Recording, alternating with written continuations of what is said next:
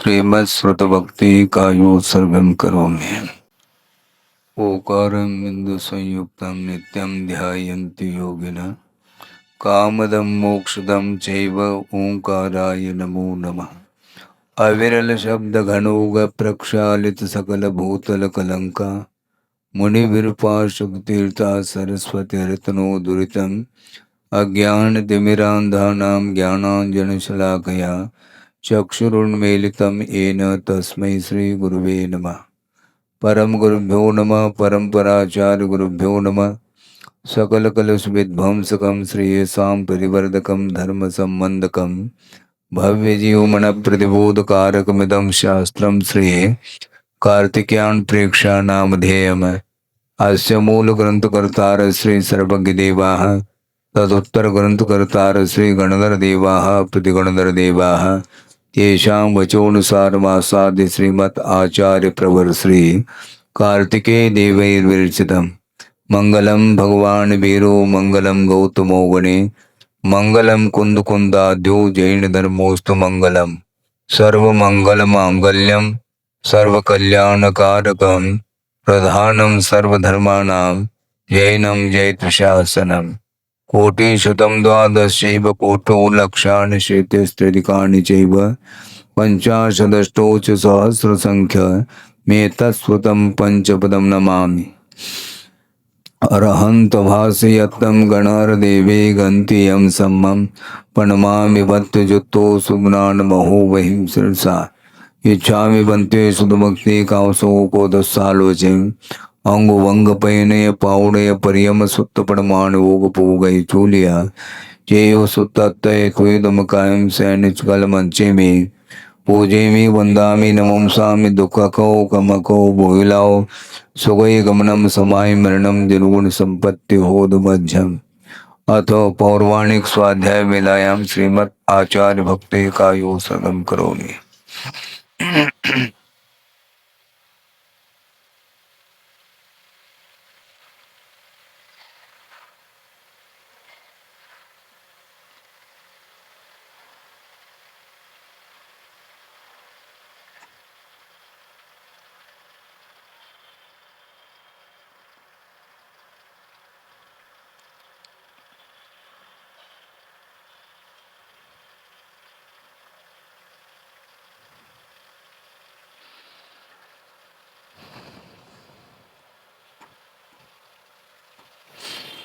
क्षुतो जलधिपारगेभ्य स्वपरमत विभावना पटुमतिभ्य सुचरित तपोनिधेभ्यो नमो गुरुभ्यो गुणगुरुभ्य।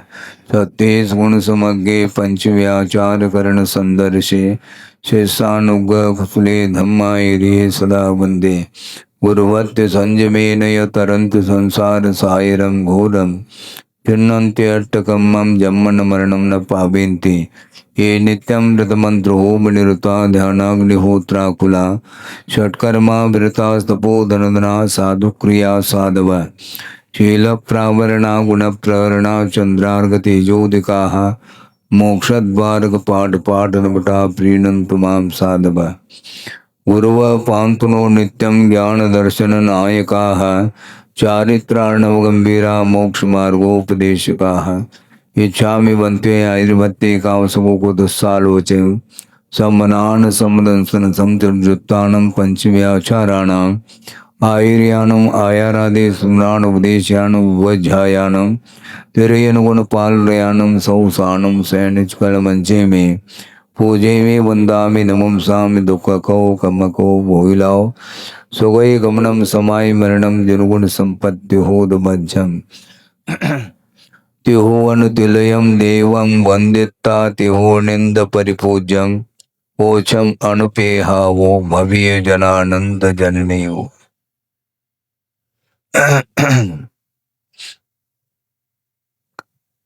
अनुप्रेक्षा का प्रकरण है।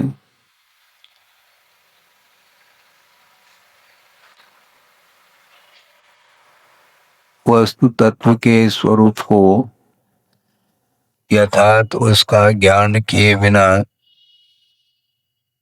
अनुप्रेक्षा की कोई सार्थकता सिद्ध नहीं होती है। निरंतर चिंतन करने वाला चिंतन कर सकता है, निषेध नहीं है, किंतु चिंतन करने के उपरांत भी पर पदार्थ से प्रभावित यदि हो रहा है तो वह चिंतन कहाँ तक काम कर सकता है। हाँ। मिथ्यात्व की भूमिका में भी श्रुत ज्ञानावरणी कर्म का ऐसा शोषण हो जाता है कि वर्तमान में हमारे पास जो श्रुत है वो बहुत अल्प मात्रा में है। पर्याप्त मात्रा में ज्ञानावरणी कर्म का क्षोभम होने के उपरांत समस्त वस्तु तत्व का परिज्ञान होने के उपरांत भी एक भी प्रकृति का वह संवर नहीं कर पा रहा है। बड़ा विस्मय होता है।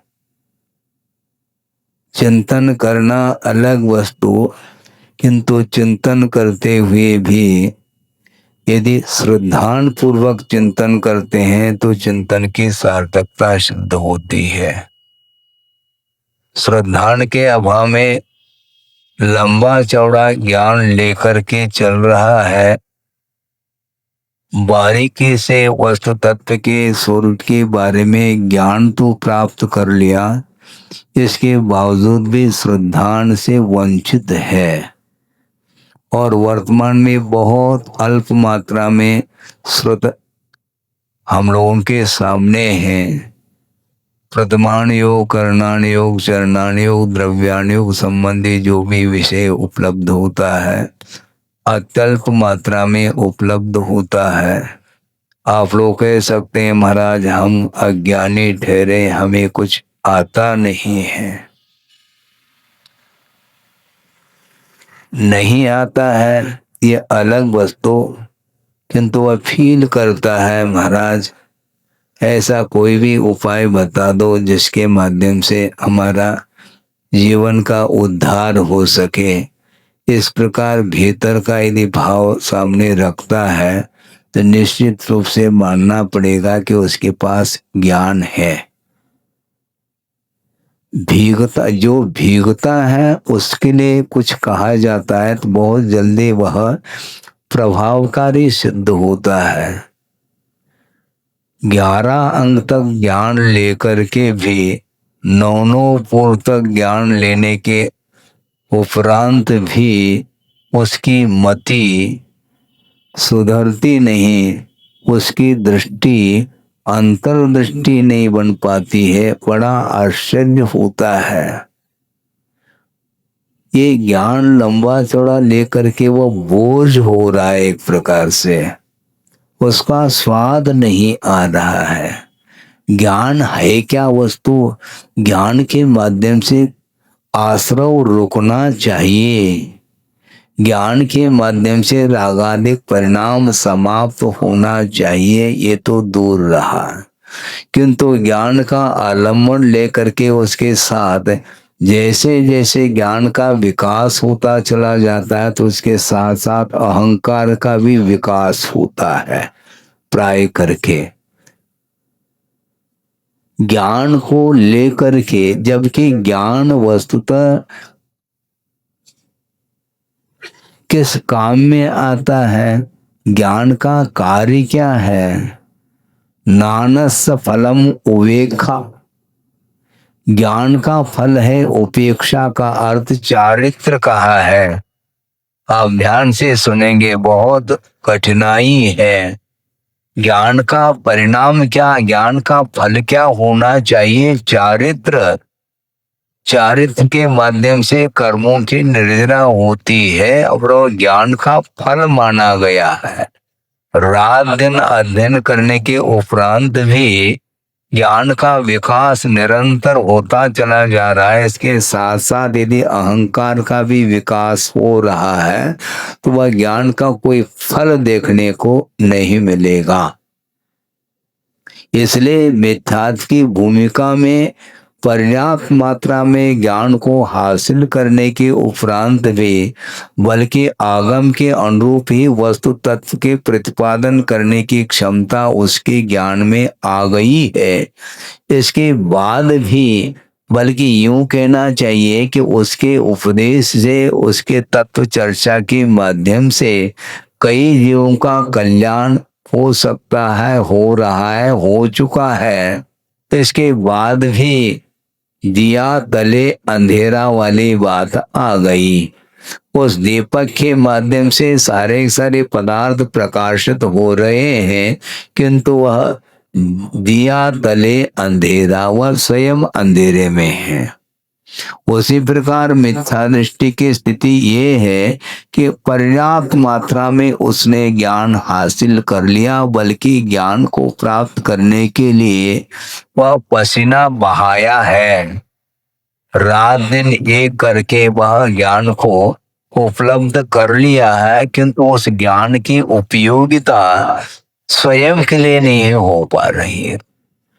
स्वयं के लिए ज्ञान काम में नहीं आ रहा है। उस ज्ञान के माध्यम से उसको आनंद आ रहा है क्या है? यदि ज्ञान के माध्यम से आनंद आ रहा है तो कर्मों की निर्जरा होनी चाहिए, कर्म का संवर होना चाहिए। यदि आश्रव नहीं रुक रहा है उस ज्ञान के माध्यम से, तो वह आनंद किस काम का, वह किस बात का आनंद है, ये और प्रश्न चिन्ह सामने खड़ा होता है।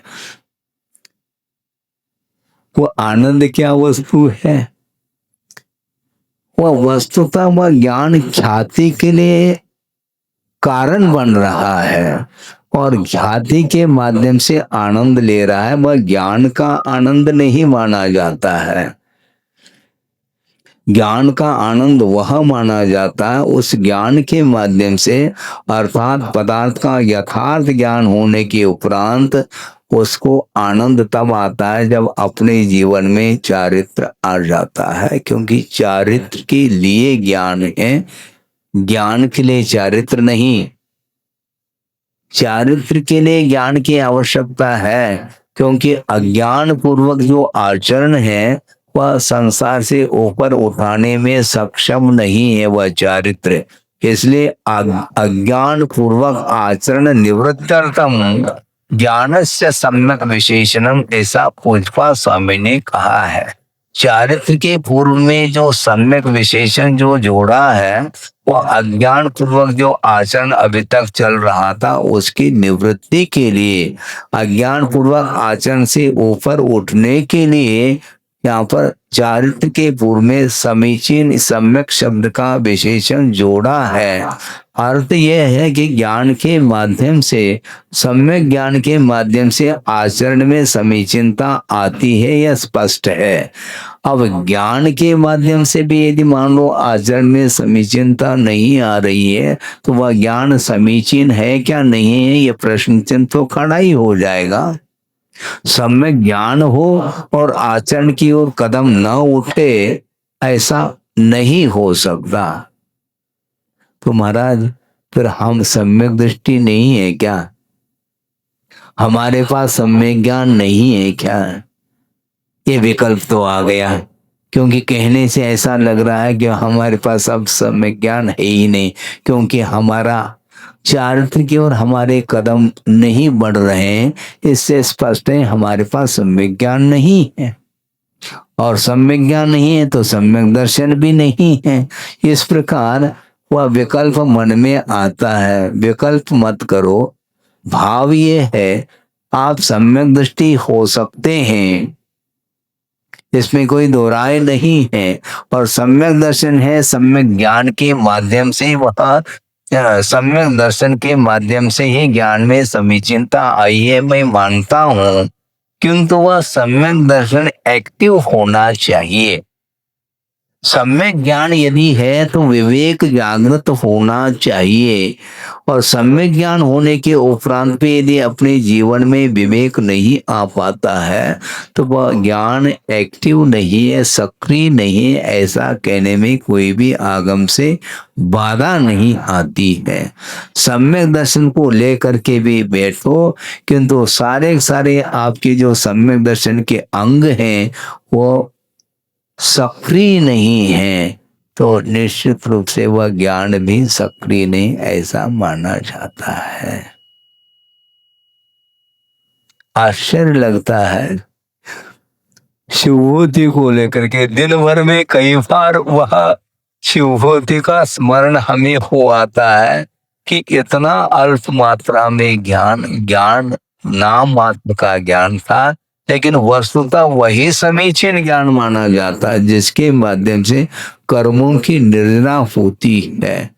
आश्रम को रोकने में जो सक्षम समर्थ ज्ञान होता है वही समीचीन ज्ञान माना जाता है।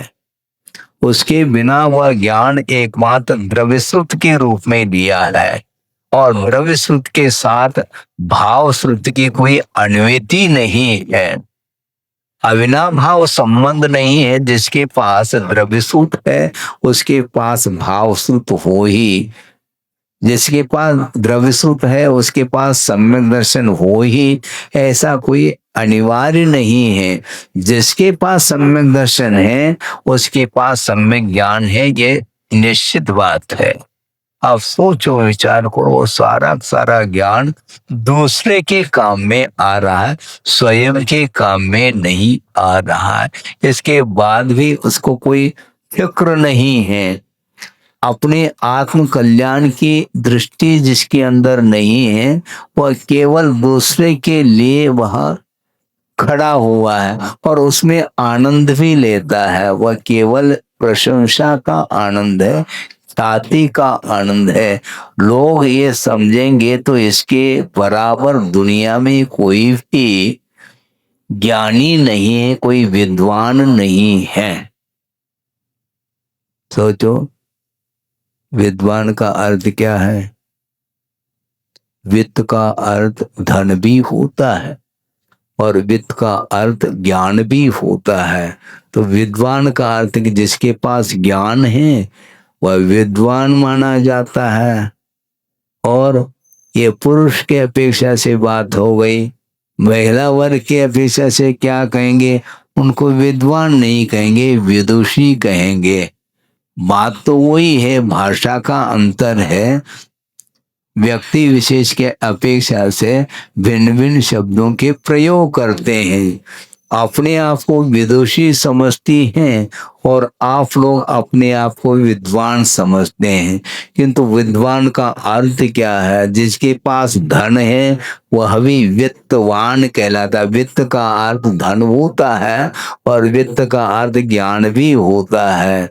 कोई धनी है, कोई ज्ञानी है, लेकिन धन की भी उपयोगिता सिद्ध होनी चाहिए और ज्ञान का भी उपयोग सही सही क्षेत्र में होना चाहिए, लेकिन नहीं हो पाता है। ये प्रशंसा का भूखा है संसारी प्राणी, इसलिए इस प्रकार की स्थिति बन रही है। तो मैं शुरुआत में ही ये बात कही थी, वह ज्ञान किस काम का जिसके माध्यम से कर्म का निरोध न हो। आश्रम का निरोध करने में जो सहायक सिद्ध होता है वही सम्यक ज्ञान माना जाता है। अर्थ यह है कि सम्यक दर्शन के अभाव में आश्रम का निरोध कोई भी नहीं कर सकता, चाहे कितना ही द्रव्य स्रोत लेकर के रहे। 9 ग्रेवेक आपने सुना तो होगा। 16 स्वर्ग होते हैं।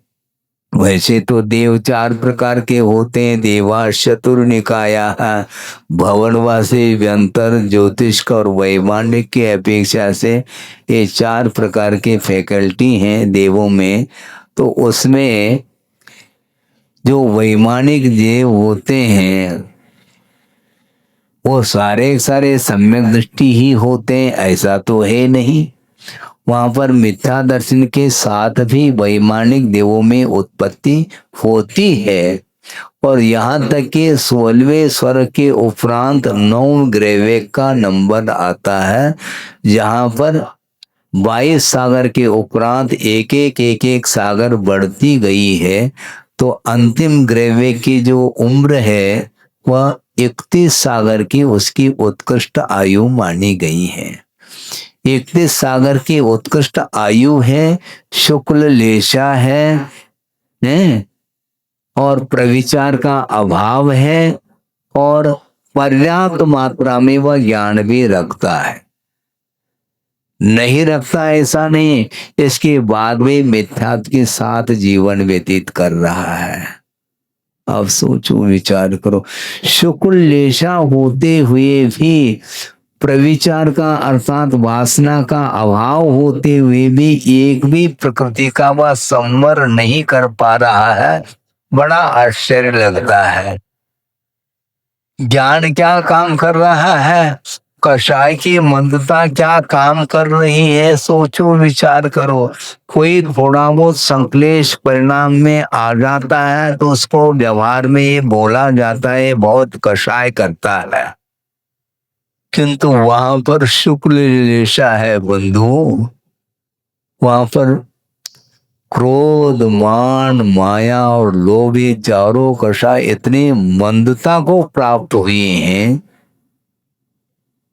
ऐसा लगता है कि यह सम्यक दृष्टि होना चाहिए। एक सम्यक दृष्टि है और कृष्ण लेशा हो सकती है, क्योंकि असंयम की भूमिका में 6 लेशाओं का उल्लेख मिलता है आगम में। कृष्ण, नील, कापोत, ये सारे अशुभ लेशाएं मानी जाती हैं। पीत, पद्म और शुक्ल ये शुभ लेशा मानी जाती। कषाय की मंदता में शुभ लेशाएं होती हैं और कषाय की तीव्रता में अशुभ लेशाएं होती हैं। और चारों प्रकार के देवों में शुभ लेशाएं होती हैं नियम से। एक अपवाद है, अपर्याप्त अवस्था में भवनत्रिक में अशुभ लेशा का भी सद्भाव बताया, अब एक अलग वस्तु। किंतु जन्म लेने के उपरांत, जन्म से आदि लेकर के अंत तक चारों प्रकार के देवों में शुभ लेशाओं का ही अस्तित्व पाया जाता है। और भवनत्र के उपरांत जो वैमानिक देव हैं वो तो शुभ लेशा वाले हैं और आगे और शुभ लेशा बढ़ती जाती है। और 16वें स्वर्ग से लेकर के आगे जितने भी अहमिंद्र हैं सब शुक्ल लेशा के धारी माने जाते हैं। इसके बाद भी सम्यक दर्शन का अभाव है। अब सम्यक दर्शन की क्या पहचान है, समझना ही कठिन हो गया। कोई आपस में लड़ रहा है तो उसको हम एकदम नहीं कह सकते हैं कि सम्यक दर्शन नहीं है, ऐसा नहीं कहा जा सकता। और बिल्कुल जो शांत बैठा है उसको हम सम्यक दृष्टि कह दें, संभव नहीं है। सम्यक दर्शन और मिथ्या दर्शन की जो पहचान वह अलग ही हुआ करती है। सच्चे देव शास्त्र गुरु के प्रति जो श्रद्धान का भाव है उसका नाम सम्यक दर्शन कहा है। ये बात अलग है, मनुष्य और तिर्यंच गति में सम्यक की जो उत्पत्ति होती है वह शुभ लेशा के साथ ही संभव है। और देव पर्याय में भी शुभ लेशा ही होते, इसमें कोई बाधा नहीं। किंतु नरकों में ऐसी व्यवस्था नहीं, क्योंकि नरकों में जो नारकी रहते हैं वे अशुभ लेशा वाले माने जाते हैं। नारका नित्या अशुभतर लेशा ये कहा है। निरंतर नारकियों में जो लेशा होती है वह अशुभतर लेशा होती है, अर्थात कृष्ण, नील, कापोत ये 3 लेशाएं पाई जाती हैं। इन अशुभ लेशा की भूमिका में भी सम्यक दर्शन के अभिमुख हो जाता है वह मिथ्या दृष्टि नारकी, और सम्यक को उत्पन्न कर लेता है। और इधर शुक्ल लेशा के साथ रह करके भी सम्यक दर्शन से वंचित है। इसलिए हम बहुत आगम के अनुरूप आपके सामने यह विषय रखना चाहते हैं और आप लोगों को भी बहुत गौर से इस विषय को सुनने का पुरुषार्थ करना चाहिए। वहां पर शुक्ल लेशा होते हुए भी, वहां पर अनुप्रेक्षा करते हुए भी सम्यक दर्शन उत्पन्न नहीं हो रहा है। तो सम्यक दर्शन किस चिड़िया का नाम है, उसकी क्या पहचान है, हम पहचान नहीं सकेंगे।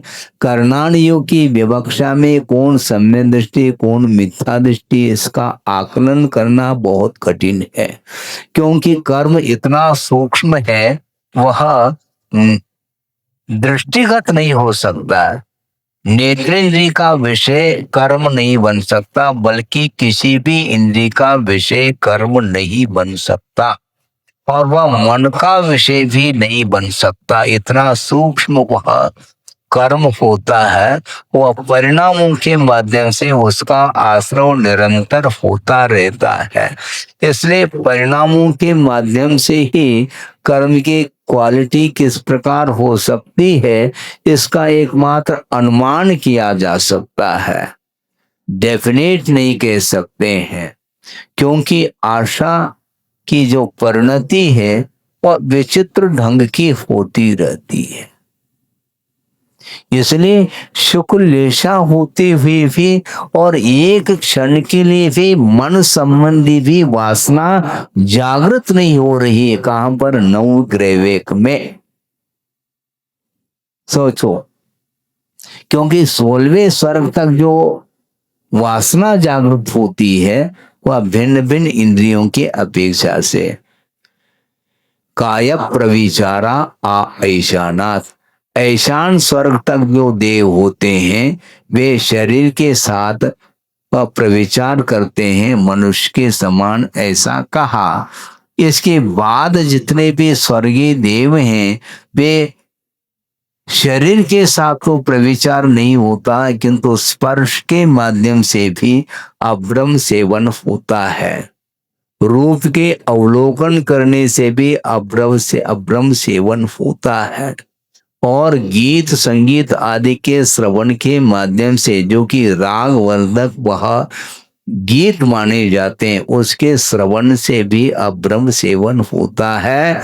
और मन के माध्यम से देव अपने देवांगना का स्मरण करता है, और देवी अपने साथ जिसके साथ नियोग है उनका वह स्मरण कर लेती है देव का, उसके माध्यम से अब्रह्म की पूर्ति होती है। सोचो, विचार करो, अन्यथा नहीं लेना, किंतु स्वाध्याय करने के लिए बैठे हैं कि वर्तमान में क्या वातावरण है, आप परिचित नहीं है क्या? सोचो, विचार करो, अपने आप को सम्यक दृष्टि भी घोषित करो और निरंतर राग में डूबे रहो, ऐसा नहीं होता, न होना चाहिए। रात दिन टेलीविजन के सामने बैठ करके जो दृश्य देखा जा रहा है, राग वर्धक दृश्य, उसके माध्यम से कर्म का आश्रय हो रहा है क्या? कर्म का संवर है, आश्रय हो रहा है ना, तो अनुप्रेक्षा काम आ रही है। सोचो, विचार करो। महाराज फिर तो हम क्या करें? आप जानो। मतलब स्वाध्याय करने के उपरांत भी उस वो दृष्टि संसारी प्राणी की नहीं जा पाती है। सोचना चाहिए, महाराज हम तो रागी हैं। ध्यान रखो, रागी का अर्थ क्या होता है?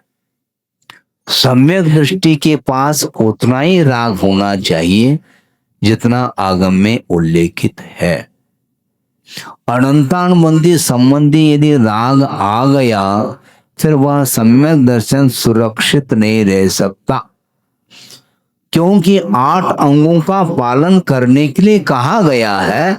सम्यक दर्शन के 8 अंग है क्या नहीं, इसका परीक्षण कौन करेगा? निकांक्षित है, अंग है? निकांक्षित अंग विद्यमान है। विषयों की आकांक्षा नहीं होना बहुत गहरा अर्थ है। हालांकि आप बिना अर्थ के सहारे जीवन आपका नहीं चल सकता, मैं मानता हूं। व्यक्ति की आवश्यकता होती है, किंतु निकांक्षित अंग का पालन किस ढंग से किया जाता है इसको भी समझना है। ये विषयांतर नहीं है, ये अनुप्रेक्षा के अंतर्गत ही ये विषय आ रहा है, क्योंकि अनुप्रेक्षा की सार्थकता बिना श्रद्धान के संभव नहीं है। ध्यान रखो, वहां पर भी नवग्रैविक में भी वहां चिंतन कर सकता है अनुप्रेक्षा है। इसके उपरांत भी उसके साथ सम्यक दर्शन के अभाव में एक प्रकृति का भी वह संवर अर्थात आश्रम का निरोध नहीं कर रहा, यह सिद्धांत है। सोचो, विचार करो। पूजन करते हैं, अभिषेक करते हैं, जाप देते हैं, दान आदि भी करते हैं, स्वाध्याय वगैरह भी कर लेते हैं। इसके उपरांत भी वह वैश्विक संस्कार दूर नहीं होते हैं। भीग करके स्वाध्याय करो, ये गुरुदेव का कहना है। इसलिए जहां भी आप रहते हैं आपकी भूमिका है ये अलग वस्तु, किंतु उसमें आसक्ति में कमी आनी चाहिए। हाँ, राग समाप्त नहीं होगा आपका आपकी भूमिका में, किंतु उस राग में जो तीव्रता है, आसक्ति बढ़ रही है, तो निश्चित रूप से सम्यक दर्शन सुरक्षित नहीं रह सकता। इसलिए नहीं रह सकता मैं कह रहा हूं क्योंकि वर्तमान में एक शायक सम्यक दर्शन का अभाव है, रिस्क है। कभी भी सम्यक दर्शन वह छूट सकता है। आपको इष्ट है क्या? नहीं है। पुरुषार्थ करके सम्यक दर्शन को प्राप्त करते हो तो उसकी रक्षा की भी तो बात करो। यानी राग की एक सीमा होनी चाहिए, एक सीमा हो, और निरंतर वो राग का दृश्य देख रहा है, उसके माध्यम से वह असंयम का पोषण कर रहा है। अनंतानुबंधी संबंधी असंयम का अभाव हो जाना चाहिए। मैं ये नहीं कहना चाह रहा हूं कि आपके पास सम्यक दर्शन नहीं है, किंतु कभी भी राग की यदि चरम सीमा होगी, राग चरम सीमा तक यदि पहुंचेगा तो सम्यक दर्शन के लिए प्रश्न चिन्ह लगेगा। ये मेरा हमारा बार बार कहना है। आप रहें, किंतु नियंत्रण होना चाहिए।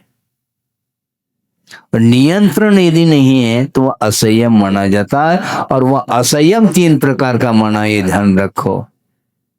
क्या सुन रहे हैं? असंयम 3 प्रकार का माना गया है। अनंतानुबंधी अप्रत्याख्यानावर्ण प्रत्याख्यानावर्णोदयात, ऐसा कहा है। अनंतानुबंधी जन्य असंयम अलग क्वालिटी का है, अप्रत्याख्यानावर्णी जन्य असंयम अलग क्वालिटी का, और प्रत्याख्यानावर्णी संबंधी जो असंयम है वह अलग क्वालिटी का है। अनंत की जो आशा है वह कभी भी आशा समाप्त नहीं होती है। निरंतर विषयों का उपभोग करता चला आ रहा है संसारी प्राणी, किंतु वह तृप्ति का अनुभव नहीं कर रहा है। वह तृप्तिजनक है ही नहीं। जब तृप्तिजनक नहीं है, बल्कि यूं कहना चाहिए कि आशा की वृद्धि होती है, तृष्णा की वृद्धि होती है, तो उसके माध्यम से आरोग्य भी नहीं पल सकता। ये लिख के रखो। धर्म तो बहुत दूर की बात है। हाँ, आरोग्य की रक्षा करने के लिए भी संयम की बड़ी आवश्यकता है। अकाल में रोग से ग्रसित हो जाता है। क्यों? ऐसा क्यों होता है? जवान अवस्था में भी वृद्धावस्था का अनुभव कर सकता है अत्यधिक मात्रा में राग के साथ संबंध रखने से। इसलिए ये जितने भी संसाधन हैं वर्तमान में जो आप उनका उपयोग कर रहे हैं, उसके माध्यम से आरोग्य की हानि हो रही है। मोबाइल और टेलीविजन, इसके माध्यम से छोटे छोटे बच्चों के ऊपर भी दुष्प्रभाव पड़ रहा है। 4 साल का बालक नहीं, चश्मा लग रहा है उसको। क्यों? महाराज दिन रात मेरे स्वामी दिन रात वो मोबाइल देख रहा है, उसके द्वारा क्या होगा? महाराज मानता नहीं। दिया किसने?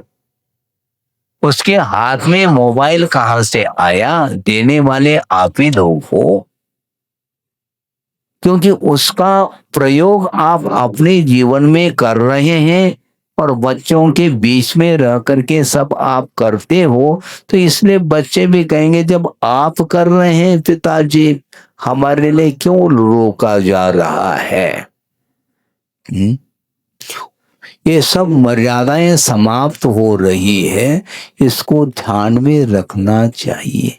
इस प्रकार के ये ध्यान रखो। उपदेश, दुनिया में चले जाओ कहीं भी उपदेश नहीं मिल सकता। संसार से ऊपर उठना चाहो, अपने बच्चों के ऊपर अच्छे धार्मिक संस्कार डालना चाहो, तो आगम के अनुरूप अपनी प्रवृत्ति को बनाने की बड़ी आवश्यकता है। आप अपनी भूमिका के अनुरूप आपका राग पूर्णतः समाप्त तो नहीं हो सकता, किंतु उसमें ब्रेक लगना चाहिए।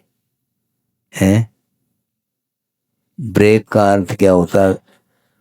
संयम, असंतुलित नहीं होना चाहिए। है? इसलिए पहले भी हमने ये बात कही थी, आप लोगों को विस्मरण हो जाता है। चारित्र में और संयम में बड़ा अंतर है। चारित्र का अर्थ चलने का नाम चारित्र होता है, व्रतों का पालन करने का नाम चारित्र होता है, किंतु चारित्र के पालन करने में जो सावधानी बरती जाती है उसका नाम संयम है। इसलिए महाराज फिर तो हम तो असंयमी हैं, हमारे जीवन में संयम आ नहीं सकता। किसने कहा है? किसने कहा है? अविरत सम्यक दृष्टि के पास भी संयम है, अर्थात चारित्र है। वो कौन सा चारित्र? सम्यक आचरण चारित्र कहा है। अविरत सम्यक दृष्टि का अर्थ ये होता है संकल्प पूर्वक उसने असंयम का अर्थात पाप का त्याग नहीं किया है। न स्थूल रूप से पाप का त्याग किया है, न सूक्ष्म रूप से पाप का त्याग किया है, इसलिए वह असंयमी है, अविरति है। इसके बावजूद भी सम्यक दृष्टि है, तो उसके पास सम्यक दर्शन के अनुरूप आचरण उसका भी होता है। अन्यथा मिथ्या दृष्टि के आचरण में और सम्यक दृष्टि के आचरण में कोई अंतर है क्या? नहीं है। किसी को मिथ्या दृष्टि कह दे, हमें मिथ्या दृष्टि कहते हो, अच्छी बात है, आपका आचरण क्या है ये तो बताओ। जैन साहब, हाँ आपको जैन बोलते हैं, तो जैन साहब आपकी क्या हालत क्या हो रही इन दिनों में है? क्योंकि कभी कभी जो जैनेतर होते हैं बंधु, वो भी आप लोगों की प्रवृत्ति को देखते हैं, क्योंकि वो भी जैनागम का अध्ययन वो भी करते होंगे। क्योंकि अहिंसा परमो धर्म हम जय बोल रहे हैं, इसके उपरांत भी आचरण की दृष्टि से देखते हैं तो उनको भी देखने में बात आती है। जैसे उदाहरण के लिए अन्यथा न ले, क्योंकि किसी व्यक्ति विशेष को लेकर के ये उपदेश नहीं दिया जा रहा है, व्यापक दृष्टि से ये उपदेश है और अपने जीवन में उतारने के लिए ही उपदेश दिया जा रहा है। जिसने अपने जीवन में उपदेश को चारित्र का रूप दे दिया, उनके लिए नहीं कहना मेरा, किंतु आम तौर से ये बात सुनने को, पढ़ने को, देखने को ये विषय मिल जाता है। क्या? फास्ट फूड है ये बोल, उसमें उसको कैसा तैयार किया हमें बता देना थोड़ा, क्योंकि हमें जानकारी नहीं है। फास्ट फूड में जो भी आइटम बन रहे हैं, ये मैगी है आदि आदि बहुत सारे चीज हैं, उसको हमने देखा तक नहीं है, न स्वाद लेने का कोई बात ही नहीं है उसमें। अब सुना है, बल्कि आर्टिकल भी पढ़ा है, स्पष्ट ही लिखा हुआ मिलता है। यहां तक कि कुछ बच्चे आए थे मेरे पास, बहुत पुरानी बात है, एक छोटी सी पतली सी किताब लेकर के आए थे और शाम के समय आए, महाराज इसको देख लेना। हमने देखा, कवर पृष्ठ, अभी किताब हमने खोला ही नहीं, कवर पृष्ठ पर ही चित्र हैं। किसके चित्र हैं? पशुओं के। कौन से पशु? अपने मुख से नाम लेना अच्छा नहीं लगता। इसका अर्थ आपको ज्ञान तो हो ही गया। गली में घूमने वाले, हाँ, वो सारे सारे उनके चित्र हैं और उसमें लिखा है कि महाराज मिनटों में काम हो जाता है। ऑटोमेटिक प्लांट उसमें, उसके माध्यम से इसके भीतर जो तत्व हैं उनको पृथक किया जाता है और उसके माध्यम से ये सारे सारे एटम बन रहे हैं। अब सोचो, हम कौन हैं? हम जैन हैं। क्यों? अहिंसा के पुजारी हैं। ठीक है, करो अहिंसा की पूजा, लेकिन इस प्रकार के जो चीजें हैं ये सेवन करने में आ रही है क्या? नहीं। आप कर रहे हैं ऐसा नहीं कह रहा हूं, किंतु यदि त्याग है तो हाथ उठा दो, और जिनका त्याग नहीं है वो हाथ नहीं उठा पा रहे हैं, इसे से स्पष्ट है क्या नहीं? बुरा ना माने, जिनका त्याग नहीं है उनको त्याग कर लेना चाहिए। थोड़ा जोर देना पड़ेगा, क्योंकि मात्र सामान्य रूप से ये स्वाध्याय करने से वो आंखें खुलती नहीं है, खोलना पड़ता है? त्रिफला का प्रयोग करना पड़ता है तब आंखें खुलती है। बिल्कुल पक्की बात है। सोचो, विचार करो, जैन कुल में पैदा होने के उपरांत भी जानते हुए भी ठीक नहीं, ज्ञान नहीं है तो अलग वस्तु, किंतु ये सारा विषय सबको अवगत है, इसके उपरांत भी उसका सेवन यदि कर रहे हैं तो फिर डायरेक्ट जो है मांस का सेवन करना और इसका सेवन करना, इसमें कुछ अंतर आपको देखने में आ रहा है क्या? क्योंकि उस प्रकार के जो पदार्थ, खाद्य पदार्थ निर्मित कर रहे हैं उसकी पहचान तक करना संभव नहीं है। उसमें मांस का भी संबंध है अनुपात से, और अनुपात से उसमें इस प्रकार के कुछ सुगंधित वस्तुओं का उसमें उसमें डाल देते हैं और बना करके रखते हैं, पैकिंग करके। वो सुगंधी के माध्यम से ज्ञात नहीं होता है कि इसमें कुछ मिला है, और आराम से उसका सेवन करने वाले कर रहे हैं। और जिसको ज्ञान नहीं, या ज्ञान होते हुए भी जो जैन धर्म से दूर हैं, अहिंसा से दूर हैं, उनके जीवन में इस प्रकार का कोई प्रयोग में आ रहा है या आना फिर भी ठीक है, समर्थन नहीं। किंतु जैन होने के उपरांत भी इस ओर ध्यान नहीं है, तो हम क्या करना चाहते हैं? श्रद्धान किस बात का है? इसलिए मैं ये कह रहा था कि अविरत सम्य दृष्टि का अर्थ ये नहीं है ये किन प्रकार से किसी भी प्रकार से वह प्रवृत्ति करता चला जाए, क्योंकि आवृत्ति का अर्थ ये है कि विरति का अर्थ क्या होता है? त्याग होता है। त्याग किसका होता है? जो ग्रहण करने में वस्तु आती है उसका त्याग होता है, किंतु जो अनुपसेव्य है, सेवन करने में जो वस्तु नहीं आती है, उसका त्याग का कोई प्रश्न नहीं होता, क्योंकि ग्रहण करने योग्य वस्तु है ही नहीं। किंतु उसका भी यदि मान लो सेवन कर रहे हैं तो ये अति मानी जाएगी। हाँ, सच्चे देव गुरु शास्त्र की आराधना करने वाला व्यक्ति क्या इस प्रकार आचरण कर सकता है क्या?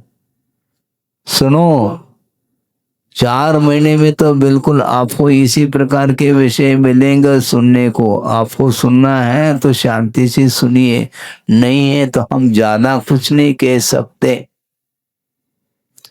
विचार करो, कहाँ तो हम देवगुरु शास्त्र की आराधना कर रहे हैं, पूजन अर्चन आदि करके बाहर जाकर के इस प्रकार की वस्तुओं का सेवन करेंगे तो भगवान तो बोलते हैं ही नहीं और हम मौन है ही नहीं। पक्की बात है, भगवान जैसे हम मौन बैठ जाएं तो फिर आपका क्या होगा? फिर आपकी हालत क्या होगी? कौन सुधारने वाला है? सुधारना चाहिए, इसमें अनुशासन होना चाहिए। बड़े होने के उपरांत भी यदि अनुशासन जीवन में नहीं आता है तो छोटे बच्चे आपके अनुशासन में रह नहीं पाएंगे। इसलिए आज से आपको ये संकल्पित होना चाहिए। आप नहीं सेवन करते हैं तो बहुत अच्छा है, दोनों हाथों से हम आशीर्वाद देंगे, लेकिन आशीर्वाद के लिए तो आप ताली बजा रहे हो, किंतु छोड़ना पड़ेगा, ये ध्यान रखो। जिसने त्याग नहीं किया उसको त्याग करना चाहिए, बल्कि हमें अवगत होगा जिसने त्याग नहीं किया है वो आ करके दर्शन कर लेना चाहिए, ताकि मालूम पड़ेगा कि इसने त्याग नहीं किया, तो उसको त्याग दिलाएंगे हम। पक्की बात है। उसके बिना केवल आप ताली बजाते रहो और हाथ जो उठा रहे हैं वो जिसका त्याग है वो उठा ही रहा है, जिसका त्याग नहीं है हमें कैसा ज्ञात होगा? बहुत कठिन। वस्तुतः देखा जाए जो खाद्य वस्तु है, क्या उसके माध्यम से शरीर पुष्ट नहीं होगा क्या? शरीर के लिए पौष्टिक वस्तु आवश्यक है, तो उस प्रकार के वस्तुओं के सेवन करने से ही शारीरिक बल आता है क्या? संभव नहीं। अच्छे अच्छे मिठाई है, खोआ मंडी किस काम की वो है, लेकिन बाजार का नहीं खाओ। घर में शुद्ध बना करके स्वयं खाओ, बच्चों को खिलाओ, निरोग शरीर रहेगा।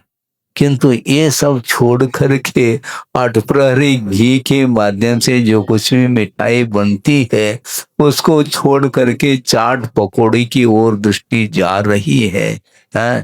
ठेले पर बिकते हैं वो, और उसमें कब का बना हुआ है, उसमें क्या डला है कुरकुरे बोलते हैं, क्या आवाज आती है इसने कुरकुरे, बस इतना ही है उसका हिसाब किताब। है तुम खा रहे हो क्या सुन रहे हो? कुरकुर आवाज आया तो अच्छा लगे, गलत। और टेस्टी ना हमारा क्या टेस्टी है वो जहर है, ठीक नहीं। आरोग्य की दृष्टि से और धर्म बिल्कुल समाप्त हो जाएगा। अहिंसा परमो धर्म की जय बोलते हैं आप लोग, जीवो और जीने दो बोल रहे हैं। कौन जी रहा है, किसको जला रहे हैं, मुझे बताओ थोड़ा सा। बुरा नहीं मानना, किंतु यथार्थ बात मैं कह रहा हूं, क्योंकि आगम की बात कही जा रही है। इसलिए इस प्रकार कभी भी इनडायरेक्टली मांस का सेवन करने में आता है तो उसको तत्काल उसका परित्याग कर देना चाहिए। इसी का नाम सम्यक्ताचरण चारित्र कहा है। ये ध्यान रखो कि केवल शास्त्र की बातें हो रही है, चर्चा कर रहे हैं, शिविर लग रही है, वो हो रहा है, ये हो रहा है, इससे क्या होना है? लगाओ, शिविर लगाओ, स्वाध्याय करो, करो कराओ, इसका निषेध नहीं, किंतु अपने जीवन में चारित्र के लिए स्थान मिलना चाहिए। सम्यक के अनुरूप जो आचरण है उसी का नाम सम्यक आचरण चारित्र कहा। इसमें निकांक्षित अंग एक्टिव हो जाएगा, सक्रिय संवेदनशील इसी को बोलते हैं।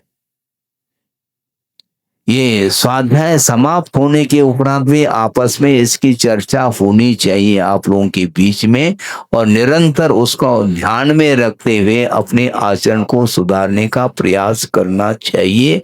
क्योंकि जब अनित्य भावना का चिंतन कर रहे हैं, सारे सारे पदार्थ नश्वर हैं, इसके बावजूद भी हम खान पीन को यदि नहीं सुधारेंगे तो क्या होगा? समय सार का स्वाध्याय कराऊं महाराज, अब क्या समय सार है। रत्नकर्ण सावकाचार के अनुरूप आचरण यदि नहीं बनता है तो मूलाचार भी साइड में रह जाएगा और समय सार तो भूल जाओ तुम। श्रावकाचार के अनुरूप आपका आचरण होना चाहिए। बल्कि मैं ये कहना चाहता हूं कि त्याग के क्षेत्र में क्रमिक त्याग होना चाहिए। है किसी ने कहा महाराज हमारा गणंत का त्याग है, बहुत अच्छा है, आशीर्वाद है, ठीक है, लेकिन फास्ट फूड का सोच लेंगे महाराज, गलत बात है ये। फास्ट फूड का तो पहला त्याग होना चाहिए, क्योंकि उसमें क्या अनुपसेव्य वस्तु का सम्मिश्रण है, उसमें मांस का अंडों का इस्तेमाल किया जाता है, वो सब देखा हुआ है। वो कवर पृष्ठ पर देखते हैं, हमने सोचा कि ये पढ़नी नहीं, क्या पढ़ना है महाराज, इसको पढ़ो, हमें नहीं पढ़ना है महाराज, इसका जो वो क्या बोलते हैं, हाँ वीडियो वो देख लो, मुझे नहीं देखना, ध्यान रखो। फिर बाद में उन बच्चों को हमने कहा तुम्हारा त्याग है, मौन रह गए और निकल गए। सोचो विचार करो, हमने सोचा कि ये क्या है, जानते हुए जान बूझकर अंध बने, आंखन बांधे पाटी, बस जानते हुए भी उससे दूर नहीं रहना। ये कौन सी दया है, कौन सी करुणा है, कौन सी अनुकंपा है, क्योंकि सम्यक दर्शन के अंग में अनुकंपा एक अंग है? प्रशम संवेग अनुकंपा आस्तिक आदि अभिव्यक्ति लक्षणम प्रथमम सराग सम्यक दर्शन कहा। सराग सम्यक दर्शन उसको बोलते हैं जिसमें प्रशम भाव अर्थात कषाय की बंधता, संवेग अर्थात संसार से भीति, अनुकंपा का अर्थ प्राणी मात्र के प्रति दया का भाव, और आस्तिक का अर्थ प्रत्येक वस्तु के अस्तित्व को स्वीकारना होता है। इस प्रकार सम्यक दर्शन की अंग है, तो अनुकंपा रूप अंग पल रहा है? सोचो विचार करो। संवेदन नहीं है, संवेदन शून्य व्यक्ति के लिए आगम नहीं रुच सकता। पक्की बात। संवेदना नहीं, भीतर से कोई असर ही नहीं है, फिर क्या बताएंगे। इसके बाद भी आचार्य कहते हैं कि कर्तव्य को छोड़ना नहीं। वो त्याग करें अथवा न करें, अपना कर्तव्य करो निरंतर स्वाध्याय के माध्यम से। कभी न कभी उसके मन में भाव जागृत हो सकता है कि हमें इसका सेवन नहीं करना चाहिए। इसलिए अविरति का अर्थ ये नहीं है कि हम कुछ भी आचरण करते चले जाएं।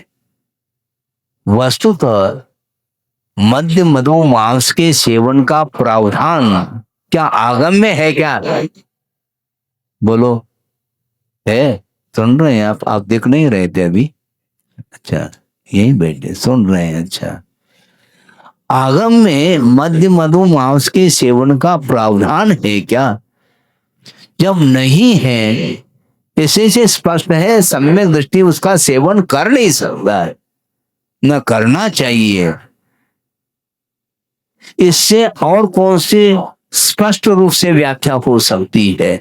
बिल्कुल खुल्लम खुल्ला कहा जा रहा है, और इसके बाद भी यदि मान लो